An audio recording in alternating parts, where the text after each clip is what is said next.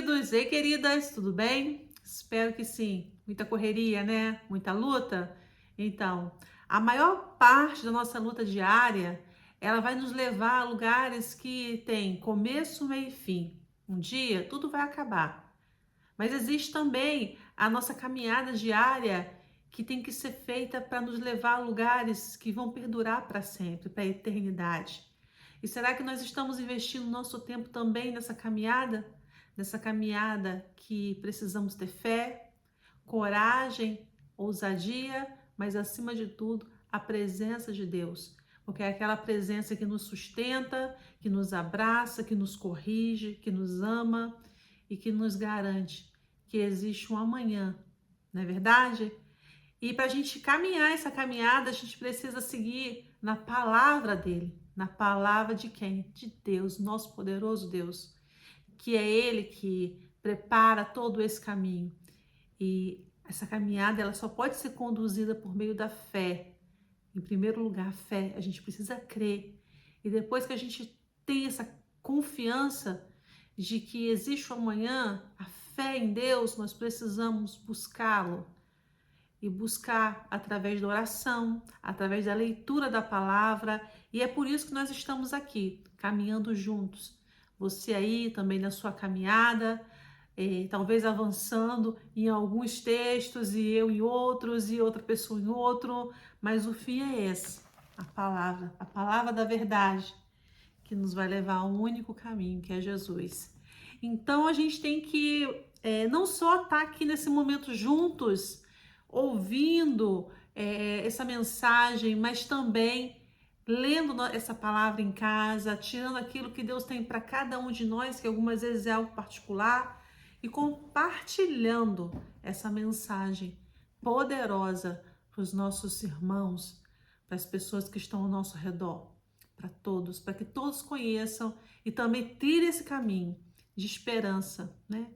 Então vamos lá, gente. Nós estamos estudando o livro de Josué. Eu tive esse bate-papo aqui no início, porque às vezes você está chegando agora também nesse vídeo, e aí você está falando assim, onde ela quer chegar com esse papo todo? Eu quero chegar no seguinte: a gente está caminhando aqui pela Bíblia, nossa caminhada bíblica aqui no livro de Josué. A gente tem aprendido muito sobre ser forte, ser corajoso. Você pode ir lá no primeiro vídeo assistir sobre isso. A gente está observando a importância que tem a obediência em Deus, a obediência, porque quando há desobediência, o Espírito Santo de Deus sai e a gente passa a caminhar sozinho. E hoje a gente vai ver o capítulo 8, que vai falar sobre, novamente, estratégias de guerra. Estratégia que precisamos ter para lutar nossas vidas diárias. Por quê?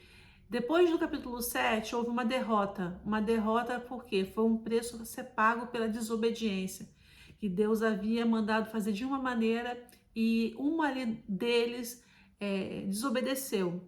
E aí foi pago o preço, e depois que tudo aquilo aconteceu, né, Deus, a presença de Deus, voltou a andar com eles.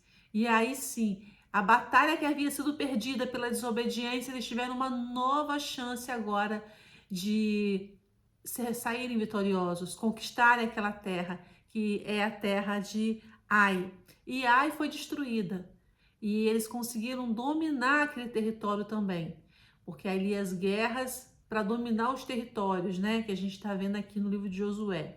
Nós temos aí nesse livro a dimensão de um momento em que há conflitos, há guerras, porque os israelitas eles vão dominar a terra prometida, a terra que Deus prometeu para eles, é tua, mas você vai precisar lutar para conquistar. Como nós temos sim promessas de Deus, mas precisamos lutar para conquistar cada uma. Então também eles lá, na luta deles, Deus com eles, dando estratégia, dando visão, e eles ali obedecendo. Porque quando há desobediência, a presença de Deus sai e eles caminham sozinhos. E foi isso que aconteceu no capítulo da semana passada, o capítulo 7. Eles perderam a batalha de Ai. Por quê? Porque desobedeceu. Desobedeceu, um entre eles. E quando ali é feito o ajuste, parte de que desobedeceu é ali extinguida ali daquele meio e tudo se resolve, Deus volta, a bênção de Deus volta, porque a obediência reina de novo naquele local. E aí, nesse contexto, é o capítulo 8, é a guerra que tem vitória, porque teve obediência, porque teve estratégia vinda do céu. Quando chega ali, naquele momento ali da batalha de Ai, quando Josué vai lá e Deus fala para ele, estende o seu cajado, porque você vai ganhar, você vai vencer. Estende a vara, né? E você vai vencer. E assim como Deus falou, aconteceu. Aconteceu porque, gente, não tem nada que impeça as coisas acontecerem quando tem a mão de Deus abençoando e o outro lado, que é o nosso lado, em obediência e santidade. Não tem, gente, não tem. Porque aí a gente vai conseguir caminhar com aquilo que Deus colocar nas nossas mãos, com o conselho que Deus colocar para nós. E a gente vai poder ouvir a voz de Deus, então não tem como dar errado. Quando é a vontade de Deus, quando é uma determinação de Deus, é quando a vontade de Deus está alinhada àquilo que você está fazendo. Então existe aqui o plano perfeito de Deus, existe aqui a nossa vontade, a nossa fé, a nossa obediência, a nossa santificação, não tem como dar errado. Aí eu volto a dizer para vocês assim, num outro sentido, se há vontade nossa, se há perseverança, mas se não é a vontade de Deus, não é aquilo que Deus quer, não vai dar certo. Aí acontece vários empecilhos, por isso que às vezes a gente luta muito por coisas que nunca acontecem, que nunca dá certo. E você pensa assim, não, por quê? Por quê? Porque às vezes não é plano de Deus. E a gente também tem que ter sensibilidade para entender isso. E ali é interessante que se no capítulo 7 Deus fala assim, olha, essa parte dos despojos vai ser para mim. Nessa guerra aí os despojos vai ficar aqui, para mim. E no capítulo 8 ele já fala assim, os despojos vocês podem pegar. E aí você consegue identificar que tudo na nossa vida tem equilíbrio. Então, vai ter a parte que Deus vai falar assim, ó, essa parte é minha, essa parte do seu tempo é minha, para mim. Mas essa parte aqui, você vai fazer as suas coisas, você vai correr atrás do que você quer, do que você está precisando, mas tem a parte que é de Deus. E quando a gente tira a parte de Deus, a gente é penalizado. Não porque Deus é ruim, mas é porque a gente precisa dele. E Deus não se mistura com coisas erradas, Deus não se mistura com desobediência. Não funciona, não dá, não mistura. Então, caminhar com Deus, pegando aí essa trajetória de Josué, no capítulo 8, quando a gente caminha com Deus, obedecendo a Deus, seguindo a estratégia que Deus dá, seguindo aquilo que Deus ordena, levanta o teu cajado, né? Levanta, faça isso. Assim, é isso que eu tô te falando, que é assim, assim será. É caminhar com Ele. Essa caminhada, gente, que a gente fala hoje aqui, estamos falando muito de caminhada hoje, né? Essa caminhada, ela é uma caminhada necessária para que a gente possa alcançar tudo que a gente precisa. E que não está só aqui nesse plano, não. É muito além do que a gente pode pensar, tá? Vai além, vai nas nossas gerações. É algo poderoso, tremendo. Então, vamos agora para o capítulo 9. No capítulo 9, o que acontece? Quando o povo soube daquelas coisas que os israelitas estavam fazendo, das vitórias dos israelitas, eles temeram. Então, alguns deles se vestiram de roupas de saco, com pão velho, e foi até eles, dizendo que eles eram estrangeiros e que estavam ali para servir, para que os aceitassem ali no meio do povo e que eles iam servir os israelitas. E aí os israelitas não consultaram a Deus e deixou que eles ficassem, prometeu que não ia fazer nada contra eles, acolheu aquele pessoal, né? 3 dias depois, eles descobriram que aquelas pessoas eram, na verdade, habitantes dali mesmo, que eles queriam fugir da ira, né, de Deus, fugir da aniquilação que estava sendo imposta a todo aquele povo, porque aquele território era um território que seria dominado pelos israelitas, porque isso era o plano, o projeto de Deus. Então, para fugir disso, para escapar, eles se fingiram de forasteiros. Aí os israelitas, como já tinham prometido para eles, que ia poupá-los, depois de 3 dias, mesmo descobrindo a verdade, mesmo o povo se queixando contra os líderes, olha, eles são mentirosos, na verdade eles são daqui, eles falam que eram estrangeiros, mas eles são daqui. Mesmo assim, eles não fizeram nada contra o povo, por quê? Por conta da promessa que já tinha sido feita com eles, que não ia fazer nada contra eles e tudo mais.